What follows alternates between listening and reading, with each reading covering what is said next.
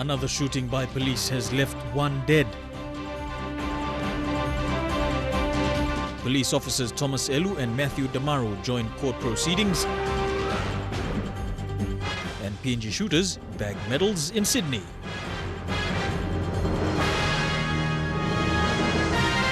This is National EMTV News with Meriba Tulo. Good evening. Thank you for joining us for Monday's news. A young man identified by his relatives as Thomas Keller from Yalibu in the Southern Highlands province was shot by police this morning. Relatives of the deceased said police were pursuing criminals in a blue Toyota 10-seater vehicle and were shooting at the criminals when Thomas was shot in the chest. Mathew reports from. Relatives of the young man shot carried his body and walked from Enga Hospital to the Lay police station in protest. They were demanding an answer from the police. Mathew Iramandi, the deceased brother, says he was a grade 12 student at Yalibu Secondary School. He came down to Lay 3 days ago looking to apply for a space at Balob Teachers College. We're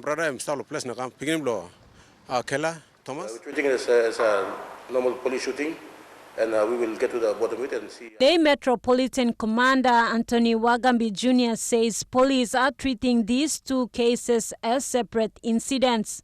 The first happened between 9 a.m. and 10 a.m. Police were pursuing a 10-seater vehicle with several suspects armed with homemade guns towards Bumbu settlement.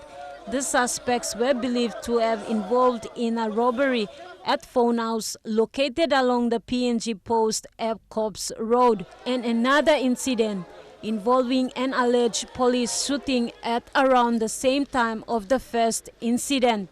All shoot straight there, all miss team all saman, all shoot him straight one ocean boy.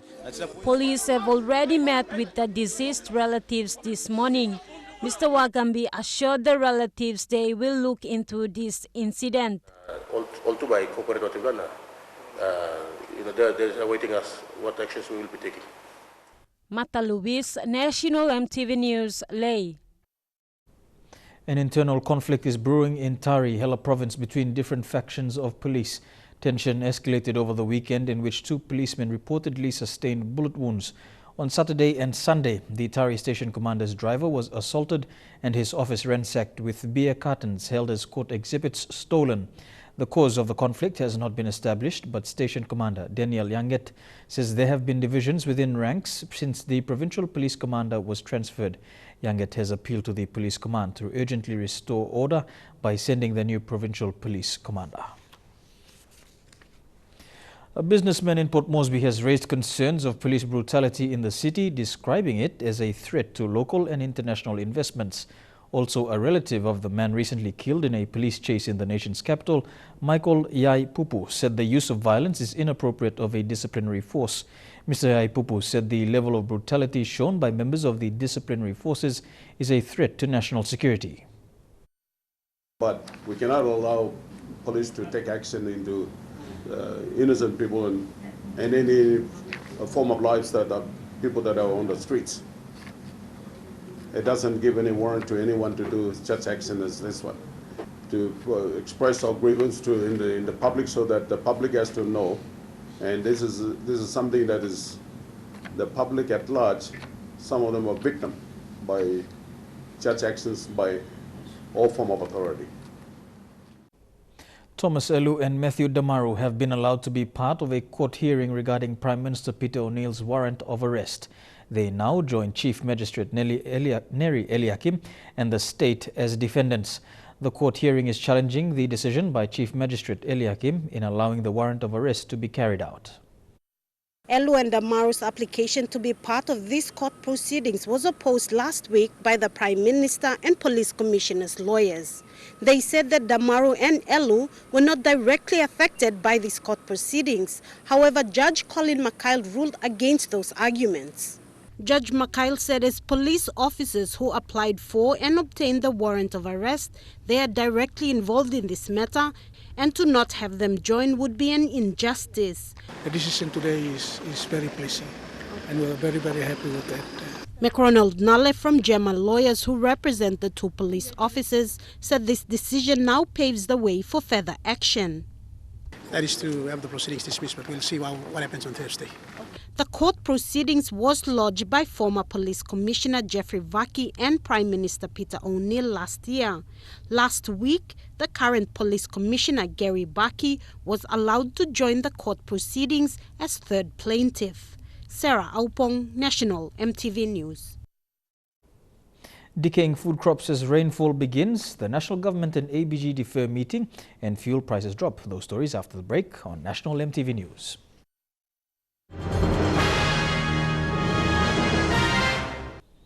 Welcome back to the news.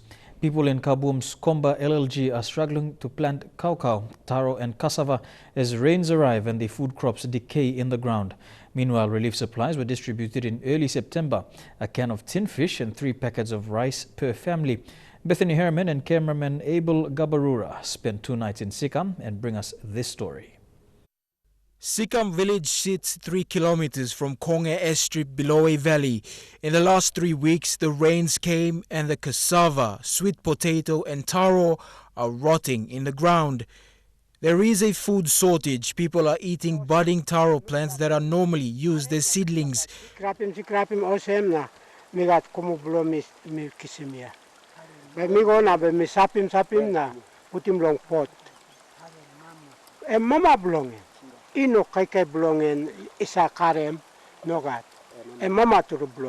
Those who work in their garden wait for the best because their crops aren't yielding.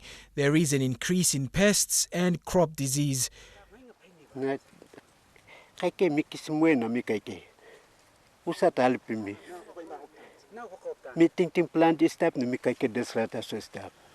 There are drought-affected areas like Sikam village in the Kabum district. Much of the relief supplies that came in from the provincial government wasn't enough to sustain families. Now they've resorted to gardening techniques like traditional irrigation using bamboo cutlings, but that will only work if the rain continues to come and their streams are filled with water. The last lot of relief supplies that were sent was in September. Each household received 3 packets of rice and a tin fish. Since then, there has been no more. Na pikinini bulomi 7 pula pikinini mi mama mi noga keke mi harwak mi pilimpian painim keke we. There has been no awareness on early maturing crops that can greatly ease the drought burden. Bethany Harriman, National EMTV News, Lay. The joint supervisory body meeting scheduled for today in Kokopo between the national and autonomous Bougainville government has been deferred to next year. The deferral was based on principles regarding calculations on outstanding funds that the national government owes to the autonomous Bougainville government. Fabian Hakelitz with this report. The one-day meeting today was to discuss outstanding issues between both governments agreed in the last GSB meeting in Arawa under the Bougainville Peace Agreement. Following a 4-hour-long closed-door meeting at Rapopo Plantation Resort, the deferral was made. The deferral announcement was then later made to the waiting delegation at Gazelle International Hotel that leaders of both governments had agreed. Earlier, Chief Momis released a statement saying ABG was not happy as the national government failed to honor its commitments, and if agreement was not settled, it would be challenged in court. Meanwhile, the Prime Minister's office in a media statement stated that agreement was reached in principle on issues, including the restoration development grants, and details would be finalized for the next meeting. This would provide time for officials to ensure views expressed can be fully captured because such matters are important for the welfare of Bougainvilleans and Papua New Guineans, which is a shared concern. Prime Minister and President said there is a lot to be proud of on Bougainville and all parties need to focus on this and building a stronger future. Fabian Hakelitz, National EMTV News. A vital road connecting thousands living in the Upper Nipper area of Southern Highlands was opened over the weekend. Described as a link to services and other economic activities, the Ungubi-Halarenja road will connect to the Nipper-Kutubu Highway and into Mendi Town. Locals say they have been waiting for this service since independence. For years, the people of Ungibi Halarenja in the upper Nipa area of Nipa Kutubu have been living without proper roads to connect them to vital services. But the opening of the new 10-kilometer stretch of road marks a new beginning for thousands living along the upper Nipa ranges. Some the previous government, before establishment, only talk, this like and road number working. But all community, councillors, me believe thing also this like me true, but I mean no karam kege. But governor, I think you picking in the yet now. Some laws, talk me been request long and you've been preparing na me get people amas now. On behalf of our current me get people talk thank you on this class. The road will link the upper Nipa area to the main highway, which leads into Mendi and other parts of the province. It will boost services like education and health, services which the locals have been unable to access for the last 40 years. It will also create economic opportunities for them. No, education. 1 plus something all call him accessibility. Long education. EMSA come through long good pla road. Time you get good pla road, he connected, he go along all get schools, long Southern Highlands. We will believe on some plan the picnic by and all. You don't have run more long Diana, you miss a son of Naigo. And this was something and because God you see me blah, you marking this man, you make kiss him service. Southern Highlands Governor William Powie says the province will see major work done on its 48 provincial roads in the coming months.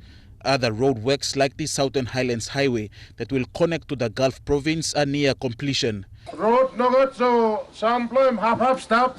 Pushing car na Grand Malo one time. Me come to this time now, me talking on me and public 7 months nothing. If one more time mix member of kind of say me be walking this road please. Because this land talk me open na talk. Talk me open na talk and me must deliver him. All Nadla services and back up long this road and now I'm connect stops. The total cost of the road upgrade was 4.1 million kina. Stanley Over Jr., National MTV News. Locals in Kerema say most feeder roads from the transnational highway into the villages of Inland Gulf have not seen upgrades for almost 2 decades. Rex Carver, a former village councillor, while thanking the government for sealing parts of the highway, said the road network has deteriorated over time and challenged Gulf leaders to upgrade them.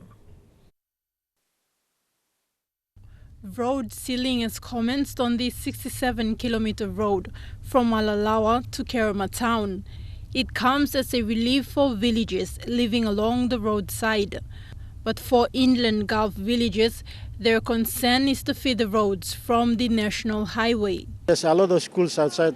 Former village councillor Rex Carver says despite the road sealing, Inland Gulf villages will continue to walk for hours before reaching the main highway to access transportation services into Port Moresby or Kerema town because PMVs no longer use the feeder roads.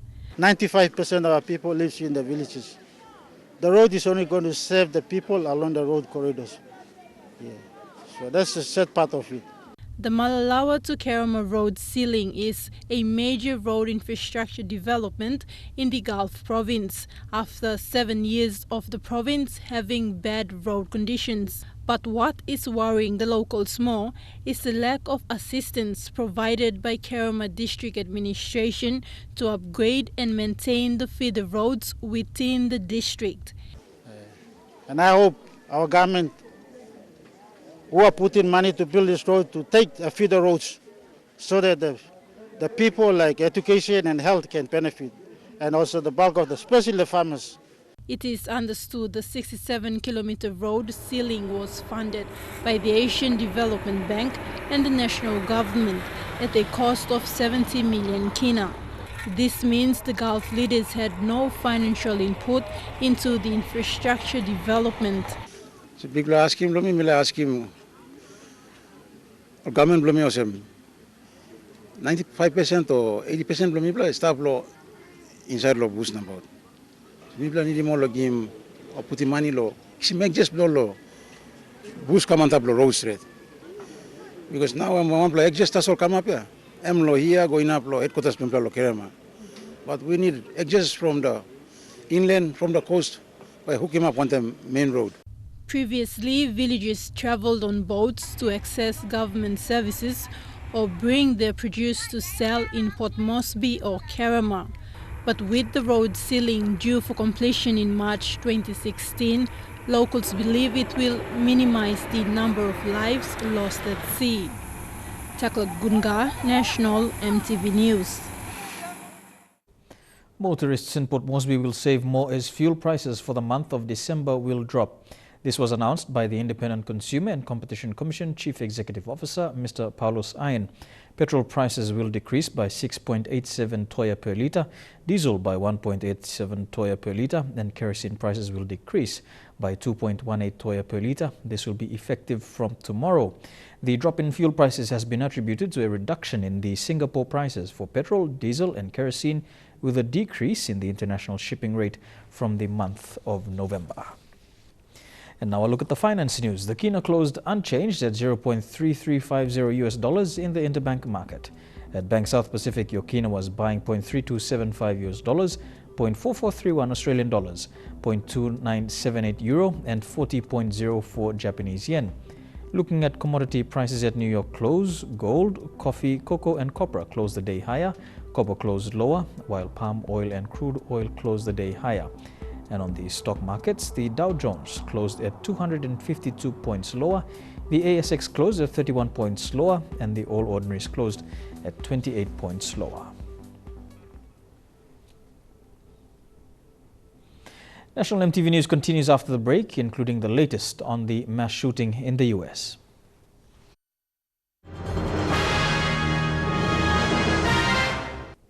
Welcome back to the news. The National Research Institute is formulating a new universal basic education policy research framework. Made possible by stakeholder collaboration and support, this research framework will respond to the data needs of the Education Department and its stakeholders to inform planning, policy development and advocacy and programming at different levels. NRI will hold a one-day closed workshop this week to draft the policy.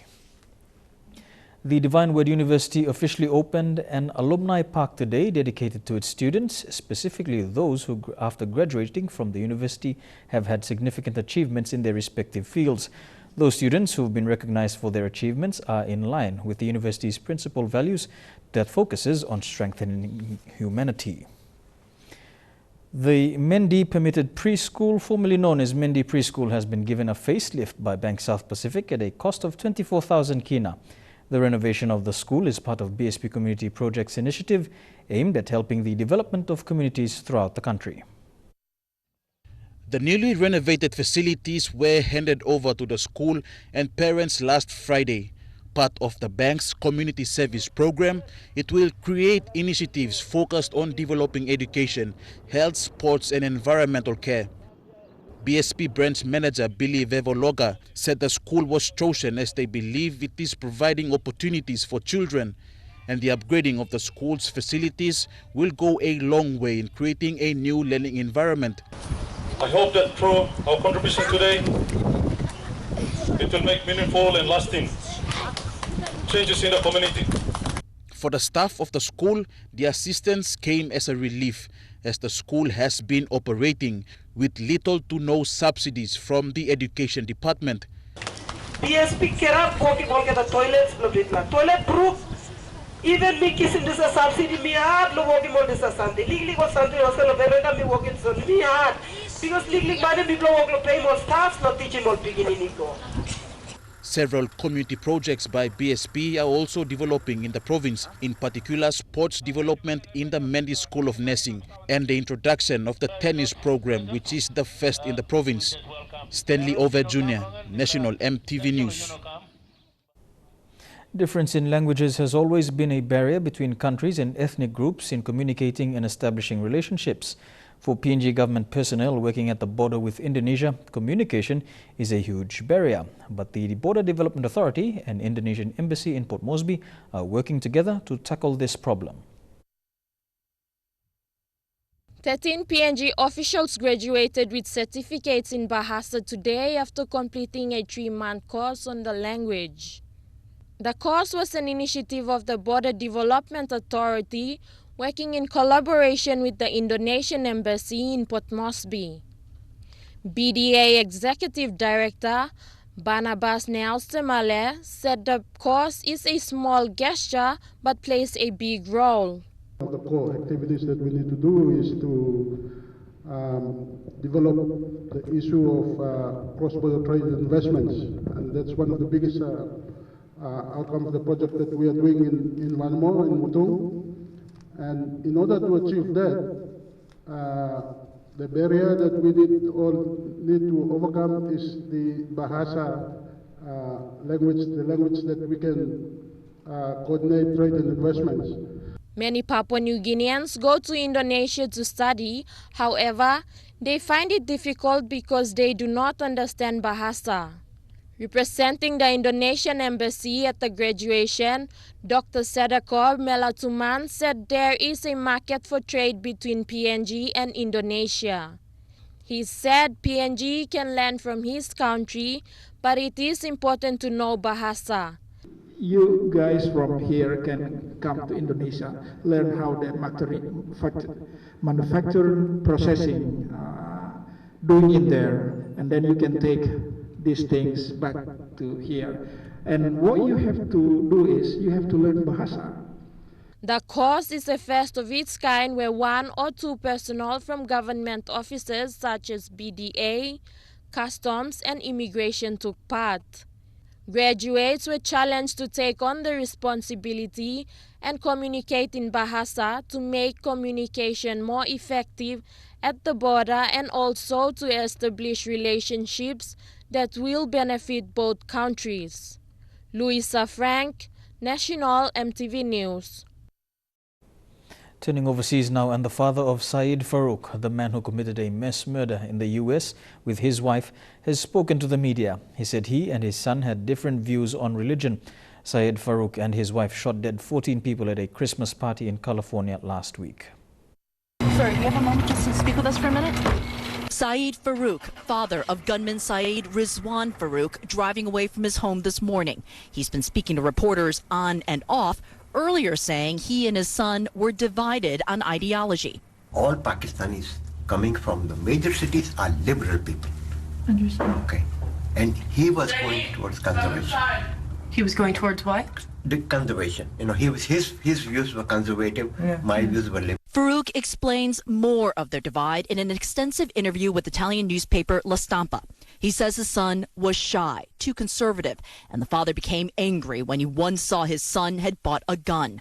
The elder Farouk saying about his son's beliefs, he said he shared the ideology of al-Baghdadi to create an Islamic state, and he was fixated on Israel. A Pakistan-based relative of Farouk's who had met him in the U.S. tells CNN the gunman started following a stricter interpretation of Islam 3 to 4 years ago, and the whole family was worried about the shift in his character. The relative saying that change began before he met and married wife and fellow killer Tashfeen Malik. They would meet first over the internet, Farouk seeking a religious woman.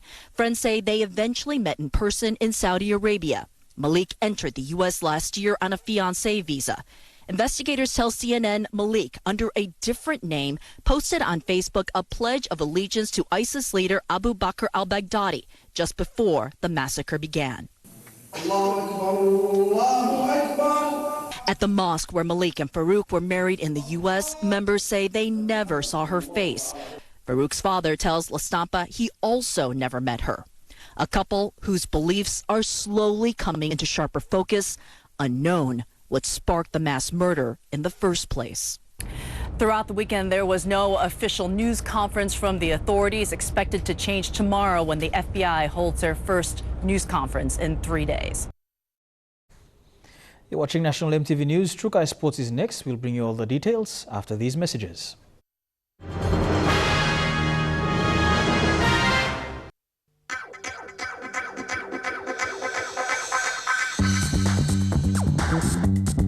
Trukai Sports.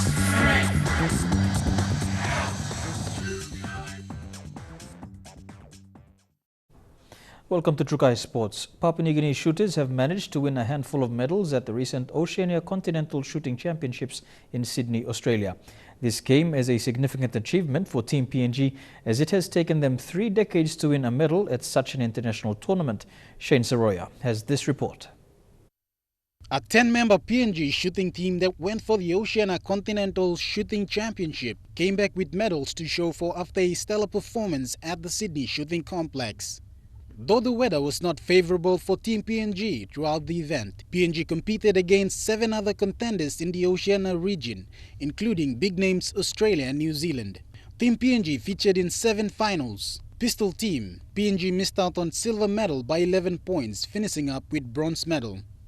In the women's pistol finals, Mel Donald and Tanya Myrie finished 7th and 8th respectively. Myrie again shot the personal best and Donald finished 8th place in women's air pistol. In the junior men's air pistol finals, Sibona Myrie finished 6th behind Australian Thomas Ashmore. The shotgun team, Darcy Lay, fell short by 1 clay, finishing 4th. Danny Wanma won bronze in the men's double trap Grand Prix.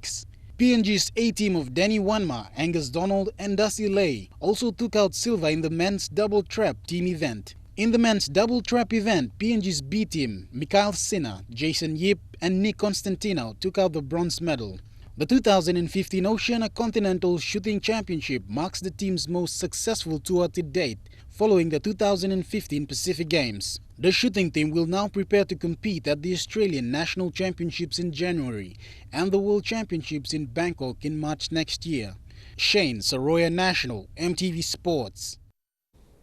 To rugby, and the PNG Under-20 Rugby Union team has finished 3rd behind Tonga and this is champions Fiji in the Oceania Rugby Junior Trophy in Fiji.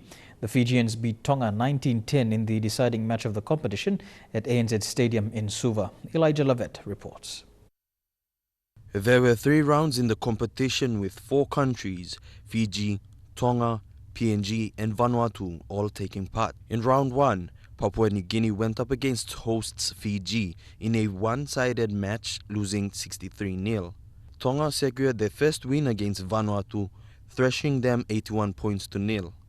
In round 2 of competition, Fiji again humiliated Vanuatu in a whopping 109 points to 6 victory. Papua New Guinea put up a good fight against Tonga, but it wasn't enough as they went down 55-16. In the last and final round of matches, Fiji beat Tonga to qualify for the World Rugby Under-20 Trophy 2016 in England, while PNG secured their first win against Vanuatu and finished 3rd in the competition. Elijah Lavette, National, EMTV Sports. Trukai Sports continues after the break with some soccer news. Stay tuned for that.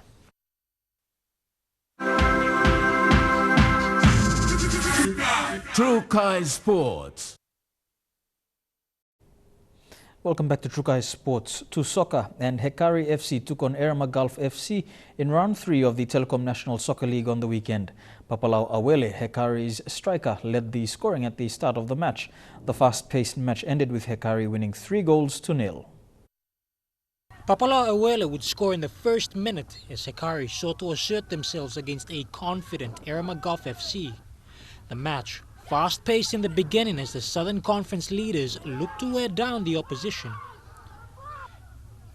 Hekari were controlled and looked poised. Erama spent the first few minutes ball watching. Short passes for Erama, while Hekari movement of the ball was key.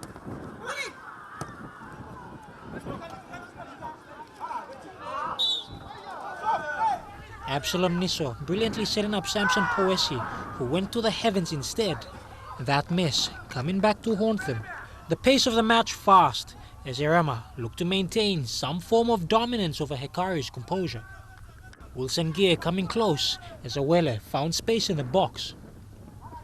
Erama unable to commit players forward as Hekari created chance after chance.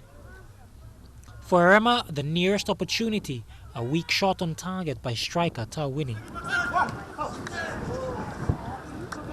And as Hekari's overlapping runs caused chaos, frustration when Wilson Gear's header went begging. Captain David Mutta having a rare off day with a series of missed passes and awkward ball control. But it was Gear on 45 minutes who doubled Hekari's lead.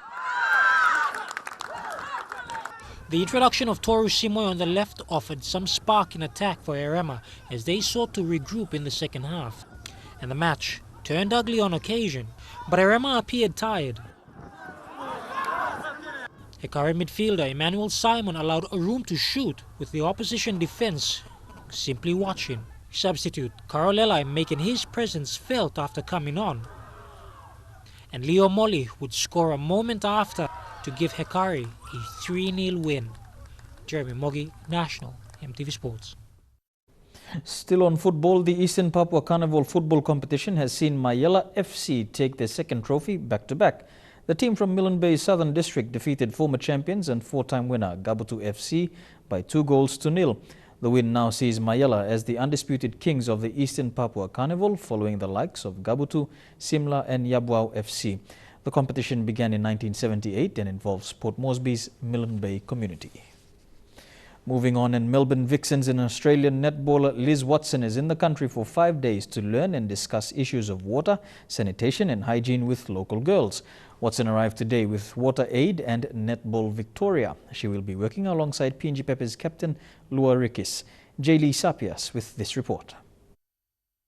Watson, who was named captain of the Australian under-21 side in 2015, will be using netball as a tool to engage with communities in the country about the benefits of proper health and hygiene. She will be meeting with the PNG Peppers team and netball PNG patron Linda Babao, visit a water aid project, as well as play netball with local schoolgirls in Port Moresby. As part of the program, Water Aid CEO Paul Nichols spoke of the benefits of having the Vixens on board. PNG Peppers captain Eluh Rikis was excited at the prospect of meeting one of Australia's best netballers as she spoke of the Peppers challenges faced. The recent Pacific Games has raised the profile of our sport, and this gives the Peppers an opportunity to show how passionate we are about women's development and social change. I'm looking forward to showing Liz our new stadium and also introducing her to the national team, the PNG Peppers.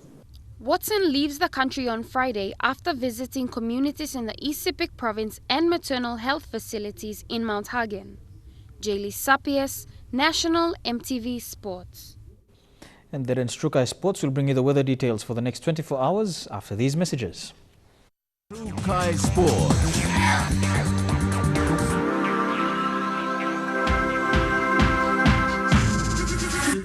Strukai Sports.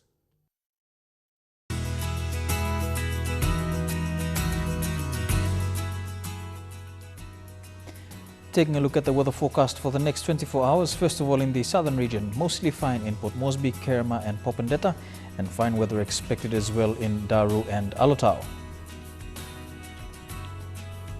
In the Momasa region, mostly fine in Leh, brief showers expected in Wau, Medang and Vanimo, and showers and thunderstorms in Wewak. To the New Guinea Islands region, showers and thunderstorms expected in Lorengau, Kokopo and Rabaul, a few showers expected in Kavieng and Kimbe, and mostly fine in Buka. And in the Highlands region, showers and fog expected in Mount Hagen, Goroka and Kundiawa, and cloudy with fog in Mendi and Wabag.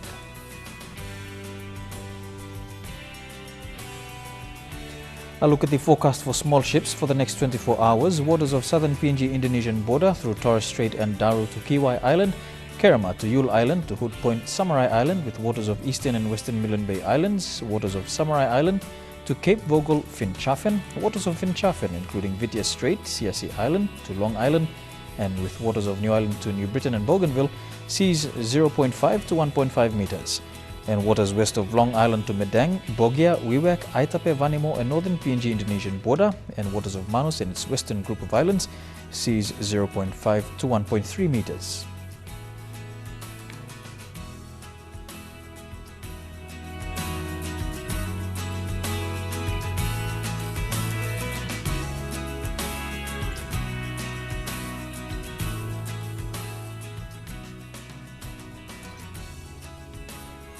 And now look at the ocean forecast for PNG waters. Coral Sea and Solomon Sea, seas moderate with southeasterly winds at 15 to 20 knots.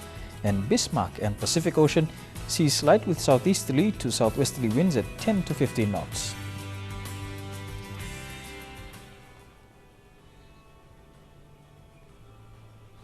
And before we go, world leaders are currently discussing climate change in Paris. Environment experts say a global rise of 2 degrees Celsius. We can't go above that before climate change starts to turn catastrophic. If we stay below that mark, we may be able to avoid some of the worst aspects of global warming. Denmark is going above and beyond to make that happen. Right now, everyone is trying to figure out how to fix climate change. But what if I told you there's a place that's already figured this out? When did you start cycling? Basically just after I could walk. Denmark aims to ditch fossil fuels completely by 2050. And it's already well on the way. How? Well, 4 things, essentially. First up, bikes. In Denmark, you will see basically everybody cycle. I mean, members of the royal family cycle, ministers in government cycle, business leaders cycle, nurses cycle, teachers cycles, journalists cycles. And that's no accident. It's basically all kinds of infrastructure that makes the accessibility for the cyclist comfortable, effective, and easy. It's not just bike paths that connect the city, it's also a super unique heating system. And that's reason number 2, this is one of the greenest places on Earth, district heating. They're burning trash to do it. Does it smell? Yes, very much. But we say it smells of money. The idea is that you're taking basically all the trash or the waste from Copenhagen and you're turning it into heat, essentially, right? Heat and electricity. And no waste. Next up, wind, which you can see pretty easily from 140 meters up. Made it. This is the top of one of the most powerful wind turbines on Earth. So what's the point of making them so enormous, besides that it's just, massively impressive? Yeah. This is one of the main things that will help bringing down the cost of installing offshore turbines. Last year we had 39% of all our electricity stemming from wind-generated electricity. All of this wind power has created a new sort of problem, if you want to call it that. One that Denmark is trying to solve by connecting its power system to other countries. Denmark sometimes makes more wind power than it can use. And that means all coal plants temporarily can be shut down. We are exporting 700 megawatt to Sweden. They sell the excess power to nearby countries. And when the wind isn't blowing, they buy hydro and nuclear. There's nothing magical about Denmark. It subsidizes clean energy, taxes cars, and puts a price on carbon pollution. This green revolution starts simply with a change in attitude. We have a responsibility to take care that we leave the planet Earth in a better shape for the next generation, or at least as good as we found it ourselves. As the world talks and talks about how to fix climate change, the politicians should take a look at tiny Denmark. This is one of the happiest places on Earth, and it has a thriving economy. The only difference between the Danes and us, they've decided to do what it really takes to avoid disastrous warming. And to end the news, a recap of our top stories for tonight. Another shooting by police has left 1 dead.